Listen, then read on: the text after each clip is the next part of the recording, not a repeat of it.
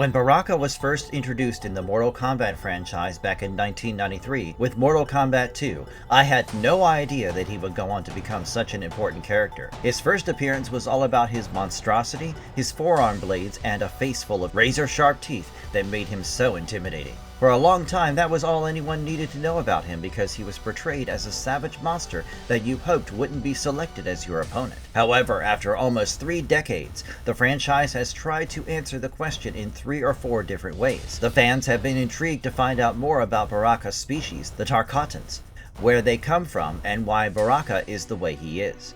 Mortal Kombat 1 probably gives the most disturbing answer, with the whole story of a disease that created Tarkatans and Baraka. In this video, you will find it all as I explore every single origin story of Baraka across the Mortal Kombat timeline. Who is Baraka at his core? Let me give you a quick overview of Baraka before I head into the details of his narrative. Of course, I have to combine his characteristics and personality traits across different storylines, because Baraka does have some conflicting stories in Mortal Kombat. Generally speaking, he is a ruthless Tarkatan warrior who serves the Outworld and Shao Kahn, and he was first introduced in Mortal Kombat II back in 1993. He is easily distinguishable because of his unique appearance and his infamous retractable blades that he carries in his forearm. If you go by the original canon, the Tarkatans are described as a nomadic race of mutants living in Outworld's wastelands. In Mortal Kombat Deception, the story expands and they are revealed to be a crossbreed between Netherrealm demon and Outworld inhabitants. Then again, in the reboot timeline, this is retconned. Here, the Tarkatans are their own distinct species from an unnamed realm that was conquered by Shao Kahn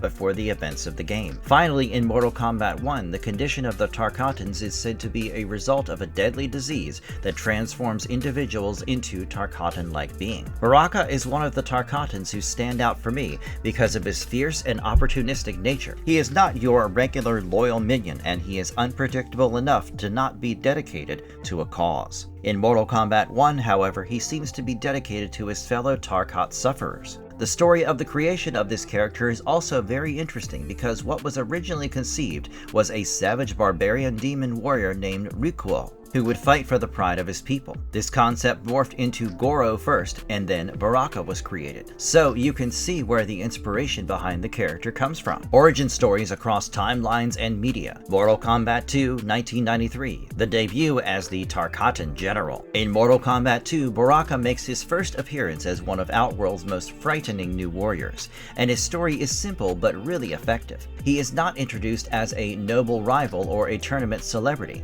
but as a monster soldier from the wastelands of Outworld, a member of a nomadic mutant race later known across the franchise as the Tarkatans. I really like the fact that his original biography ties him directly to the aftermath of Liu Kang's victory in the first tournament. After Shang Tsung's defeat, Outworld retaliates, and Baraka is said to have led the attack on Liu Kang's Shaolin temples, marking him as one of the first physical signs that Shao Kahn's empire is no longer hiding behind formal tournament rules. He comes from the savage wasteland, and his fighting skills are so vicious that they catch Shao Kahn's attention, leading the Emperor to recruit him into his army.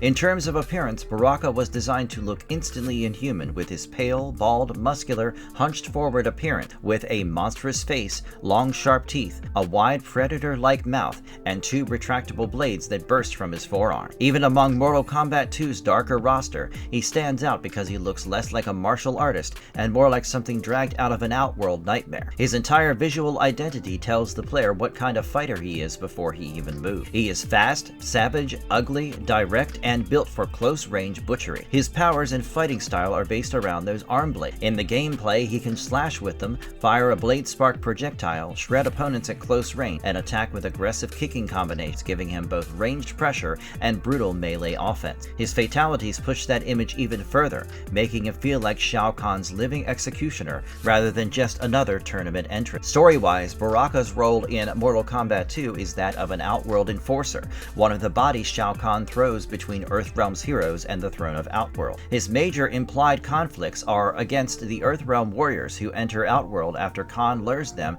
into the second tournament, especially Liu Kang, since Baraka's backstory is personally connected to the attack on the Shaolin. However, because Mortal Kombat 2 is an arcade fighting game rather than a modern cinematic story mode, it does not give him a fixed canon sequence of on-screen fight. His major major fights come through the arcade ladder, and his character ending where the game imagines what happens if Baraka wins. I think that the ending is one of the wildest in the game. Baraka's rage becomes uncontrollable, and after defeating the Earth Warriors, he turns on Outworld itself. He attacks Shang Tsung, then Kintaro, and finally Shao Kahn, meaning his ending transforms him from Kahn's beastly general into a full revolutionary threat. After Shao Kahn falls, Baraka's mutant race rises from the wastelands and rebels against the remains of Kahn's army. They eventually win, and Outworld comes under the rule of King Baraka. That ending is usually treated as a non-canon, but it is still extremely important for understanding his original character concept. Baraka is loyal only as long as rage, opportunity, and strength demand it. He may serve Shao Kahn, but he is not civilized, political, or trustworthy. He is a weapon that can bite the hand holding it. So in Mortal Kombat II, Baraka's complete story is the story of Outworld's brutality given a face. He is the Temple Raider who helped escalate the war against Earthrealm, the mutant warrior whose blades made him one of Shao Kahn's deadliest recruits, but even Outworld's Emperor could be torn down by the monsters he kept in his army. Baraka in Mortal Kombat III, loyal to the invasion until it falls. This is where his original timeline ends, and I find this to be one hell of a storyline. In the era of Mortal Kombat III, Baraka is actually absent from the base roster and Ultimate MK3, but his story continues in the background and then comes crashing back into focus with Mortal Kombat Trilogy, which folds him into the MK3 timeline and gives him a full narrative arc tied directly to Shao Kahn's invasion of Earthrealm. In the original timeline leading up to MK3, Baraka has already made his name as the savage Tarkatan warlord who helped Shao Kahn ravage the Shaolin temples, drawing Liu Kang and Earthrealm's warriors into the Outworld tournament of Mortal Kombat II. After Kahn's defeat there, Baraka is driven back into Outworld's wastelands with the rest of his nomadic race, still loyal to the Emperor but once again relegated to the fringes of power. When Shao Kahn sets in motion the events of Mortal Kombat III, using Shang Tsung and the priestesses to resurrect Queen Sindel in Earthrealm so he can legally merge the realms, Baraka is initially off the board. The MK3 and Ultimate MK3 character lineups push other enforcers like Kintaro, Motaro, and the Cyber Ninjas into the spotlight, leaving Baraka's role implied as one of many Tarkatan shock troops roaming Outworld and ready to be unleashed if needed. Mortal Kombat Trilogy then explicitly stitches him into that conflict. Its bio states that when an uprising breaks out in Outworld's lower regions during Kahn's Great War with Earthrealm, Baraka is dispatched as the Emperor's fixer, sent to crush a renegade race threatening Kahn's rule. He does so with brutal efficiency, his Tarkatan horde slaughtering the rebels until the lower realms are pacified, proving that his savagery is still one of the Empire's most reliable weapons. Victorious and emboldened, he returns to Kahn's side once again positioned as a frontline general of the Tarkatan hordes, poised to strike at Earthrealm's defenders under the Emperor's guidance and reminding everyone that whenever Kahn needs something brutally, messily handled, it is Baraka who answers the call. But MK Trilogy's ending also gives Baraka one of the most quietly treacherous character beats in the entire MK3 era lore. During the events of the invasion, he fails at a key assignment, which is apprehending several Earth Warriors, and that failure nearly costs Shao Kahn his life, which in turn causes Baraka to fall sharply out of favor. The Nomad, who has always survived by attaching himself strongest tyrant in sight, suddenly realizes that his Emperor now sees him as a liability, and that it is only a matter of time before Kahn takes revenge for the near disaster. Baraka's instincts, honed by years of living as a disposable asset in Outworld's brutal hierarchy, tell him to lie low and stay loyal at least until the active threat from Earthrealm is neutralized. So he bides his time, fighting for Kahn as the invasion grinds on, even as he quietly watches the Emperor's strength falter, thanks to the relentless resistance from Liu Kang, the other Earth Warriors, and Raiden. Finally, when Raiden's confrontation with Kahn leaves the Emperor severely weakened and despondent, Baraka seizes the moment that the earlier failure had forced him to anticipate. He turns on his master, attacking the once mighty ruler in a sudden decisive strike that Kahn, no longer at full power and emotionally broken, is completely unprepared to counter. The description of the ending is clear that there is no epic duel because the despondent Kahn is no match for Baraka's attack, implying a swift assassination rather than a grand showdown, which fits perfectly with Baraka's opportunistic, survivalist nature. I love this twist because after all his years as a blade for hire, the Tarkatan finally uses those blades on the ultimate authority figure he once served. But in true Mortal Kombat fashion, that victory comes wrapped in paranoia. Even after killing Shao Kahn, Baraka understands that Outworld is full of loyalists, Shokan remnants, sorcerers, and power-hungry lieutenants who will want vengeance for the Emperor's death. So instead of trying to claim the throne, he vanishes back into the nomadic ruins that birthed him, retreating to the wastelands as a warlord without a master, setting up his later appearances in Mortal Kombat 4 and Deception as a free agent whose loyalty can be bought, but whose capacity for betrayal has now been proven on the grandest possible stage. His story of switching allegiances in Mortal Kombat Gold, MK4. Here Baraka's story picks up after Shao Kahn's fall, with the Tarkatan warlord once again drifting as a masterless nomad, whose only real constant is his hunger for war. Having escaped the chaos that followed Kahn's defeat, he spends a stretch of time wandering between realms, eventually passing back through Edenia, the reclaimed home of Sindel and Kitana, at exactly the moment when a new power play is unfolding behind the scenes. There he crosses paths with Quan Chi, the Netherrealm sorcerer who is quietly assembling Shinnok's army for the events of Mortal Kombat 4. After sensing Baraka's brutality and complete lack of morals, Quan Chi offers him a deal that sounds tailor-made for a disgraced enforcer. He can join Shinnok's forces and, in return, rule the realm of Edenia at the sorcerer's side once their coups succeed. Baraka, eager for any excuse to get back into large-scale slaughter and intrigued by the idea of finally governing a realm instead of just doing someone else's dirty work, accepts the offer and throws in with Shinnok's invasion, formally switching allegiance from the dead or presumed dead Shao Kahn to the fallen Elder God and his necromancer lieutenant. But his MK Gold narrative makes it clear that nothing about this commitment is sincere. Baraka enters Shinnok's service with a betrayal already in mind, planning to turn on his new masters once they have done the hard work of toppling Edenia's rulers and the Earthrealm defenders,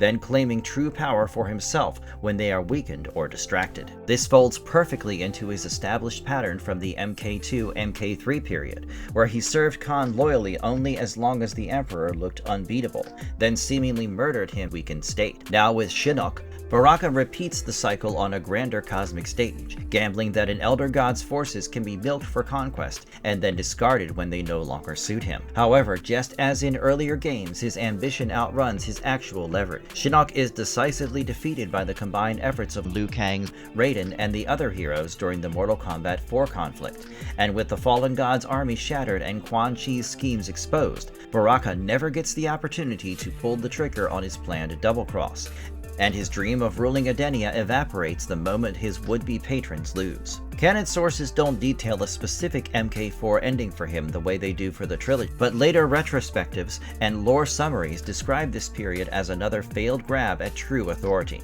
He chose Shinnok because he thought he was backing the next unstoppable tyrant, only to find himself once again a disposable minion on the losing side, forced to slink back into the shadows when the war ends. After Shinnok's defeat, Baraka retreats with what remains of his Tarkatan followers, and resumes life as a roaming warlord in Outworld's wastelands, eventually attaching himself to yet another strongest available overlord, Onaga, the Dragon King in Mortal Kombat Deception. Here he leads Tarkatan raids and even recruits Mileena into Onaga's schemes, proving that the MK4 Gold chapter was just one more entry in a long pattern of opportunistic allegiance swapping in which Baraka never truly serves anyone but his own ambition. The endless war in Deadly Alliance, Deception, and Armageddon. Across Deadly Alliance, Deception, and Armageddon, Baraka's story is that of an opportunistic Tarkatan warlord who keeps backing the strongest in the room, always assuming there will be a place for him and his hordes in the new order he helps create. In Mortal Kombat Deadly Alliance's canon, Baraka is present in the story but not playable. He and the Tarkatans function as one of the disposable shock troop forces swirling around Outworld while the sorcerers Quan Chi and Shang Tsung murder Liu Kang and form their Deadly Alliance to seize control of the Dragon King's ancient army. I would say Baraka's role here is more atmospheric than explicit, and he serves whoever promises blood, war, and spoils for the Tarkata and the state of Outworld at the end of Deadly Alliance. With the two sorcerers in power and most of the classic Earthrealm heroes dead or scattered, it sets the stage for him to make his next, more decisive move in Deception. When Mortal Kombat Deception opens, Quan Chi and Shang Tsung's alliance has already imploded, and both sorcerers, along with Raiden,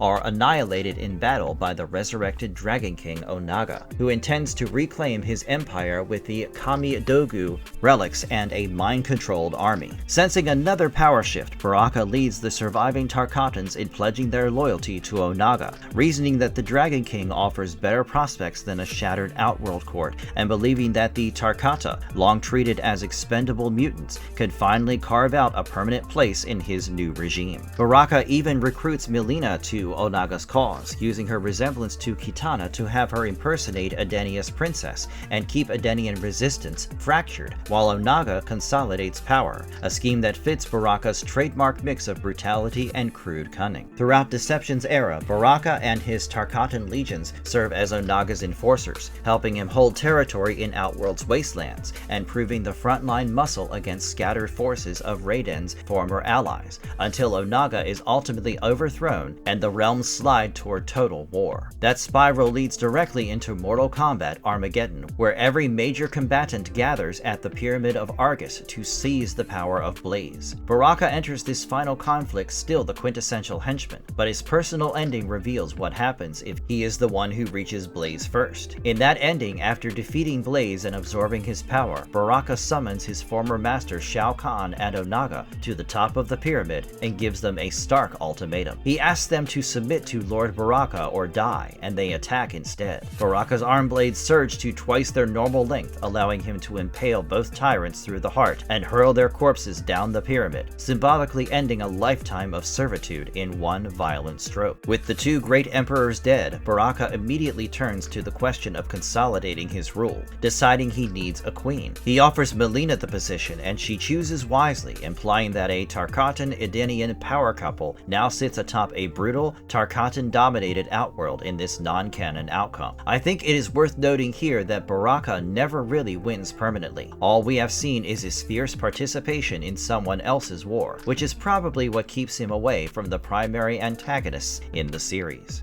Mortal Kombat vs. DC Universe 2008. This might be a non-canonical crossover, but it does deliver a very interesting story. It takes place after Raiden and Superman repel invasions from both their worlds. Shao Kahn and Darkseid merge into Dark Khan, and the two universes start to merge. In this narrative, Baraka can be found as part of the Outworld forces, and he has a brief face-off against Sonya Blade and Captain Marvel. Eventually, he allies with Shao Kahn and Shang Tsung's forces. NetherRealm reboot timeline featuring Baraka, Mortal Kombat 2011 MK9. In Mortal Kombat 2011, Baraka's story unfolds as part of Raiden's altered timeline, retelling the first three tournaments, positioning him once again as Shao Kahn's savage Tarkatan enforcer, but letting us see his repeated failures and one hypothetical moment of triumph. Early in the new timeline's version of the first tournament, Baraka is one of Shang Tsung's featured Outworld champions, sent into the arena as a brutal spectacle fighter, and bumped into the story mode repeatedly as fodder for Earthrealm's rising heroes. He is beaten in succession by Johnny Cage, who humiliates him in the opening chapters, by the still human Cyrax during the Lin Kuei Cyborg subplot,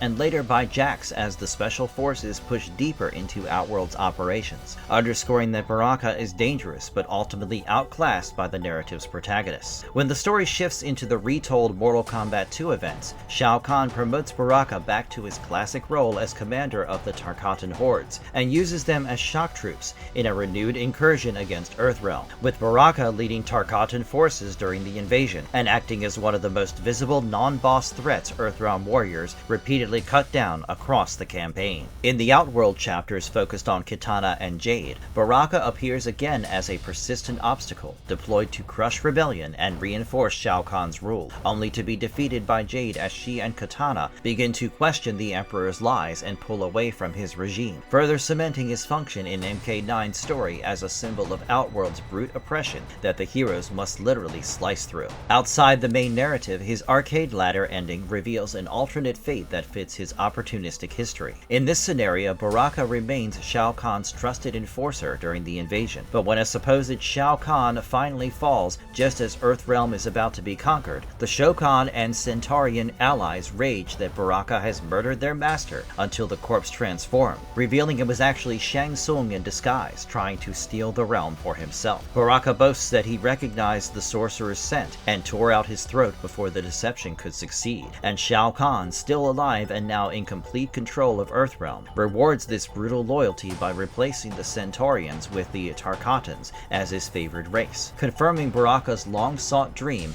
of seeing his people elevated from expendable cannon fodder to the Empire's primary elite enforcers. Also, there is a significant lore update, as Tarkatans are now described as a separate species conquered by Shao Kahn and not the demon hybrid race from Outworld Wastelands as shown earlier. Mortal Kombat X, small but impactful appearance. In Mortal Kombat X, Baraka is reduced to a minor but memorable obstacle in the story mode, appearing only as an NPC opponent rather than a playable fighter. Years after the events of MK9, he remains Mileena's loyal Tarkatan warlord, commanding her forces in Outworld civil war against Kotal Khan's usurper regime. During the Outworld chapters, Baraka leads a Tarkatan assault on Kotal's forces, but is intercepted by Earthrealm Special Forces, Strike Team. In the ensuing clashes, he is defeated in gameplay by D'Vorah, who fights on Kotal's side. His fate is sealed when D'Vorah savagely kills him, impaling his head and confirming Baraka's canon death in this timeline, while turning the Tarkatans into a leaderless, scattered remnant by the time MKX's story concludes. Mortal Kombat 11, return with new weight. In Mortal Kombat 11, Baraka returns via Chronica's Time Ripple as a Pastera Tarkatan war chief who learns that in the original MKX future, he was killed and his people were nearly wiped out by Kotal Khan, leaving him furious and eager to reclaim Tarkatan honor. Initially, he answers Chronica's summons and throws in with the time-displaced Shao Kahn, serving as one of the main muscle figures in her army, because that alliance promises renewed war, vengeance on Kotal, and a restored place for the Tarkatans in Outworld's hierarchy. When Kotal is captured and taken to the new Tarkatan camp, however, Kitana personally approaches Baraka, confronts him with the truth of Shao Kahn's plan, and persuades him that siding with her offers his people a genuine future, rather than endless expendability under yet another tyrant. Baraka, moved by the chance to win real security for his race, breaks with Shao Kahn and rallies the Tarkatans behind Kitana. He then fights in Kitana's uprising against Shao Kahn, and later joins the final push against Chronica, symbolically shifting from perennial henchman to flag-waving Tarkatan leader whose loyalty is, for once, given to an ally who actually respects his people instead of treating them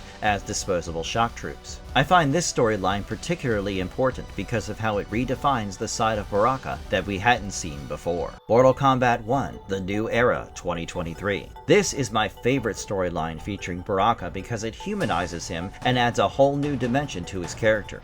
In Liu Kang's new timeline in Mortal Kombat 1 2023, Baraka begins not as a born Tarkatan warlord, but as a respected Outworld merchant whose life is destroyed in an instant when he contracts Tarka, an incurable and highly contagious plague that grotesquely deforms its victims and eventually drives them into uncontrollable bloodlust. Once infected, his body sprouts the signature bone-like arm blades and jagged teeth, marking him as a monster in the eyes of polite Outworld society, and he is forcibly cast out of his former life and exiled to a remote Tarkatan colony where all afflicted are segregated and left to rot. When Baraka first arrives, the settlement is chaotic and despairing. Many Tarkatans have given up, waiting either for death or for the disease to completely erase their sense of self, and the colony is treated as little more than a dumping ground by the Outworld Empire. Witnessing this apathy and suffering ignites something in him. Rather than sink into self-pity, Baraka hardens his resolve, stepping into a leadership role among the Tarkatans, reorganizing the colony and dedicating himself to easing their pain however he can, determined that they will not exist as victims forever. By the time the events of story mode reach him in Chapter 5, Weird Science, Baraka has become both a ferocious warrior and a kind of guardian for his people, enforcing order within the colony and defending Tarkatans from those who would exploit or exterminate them.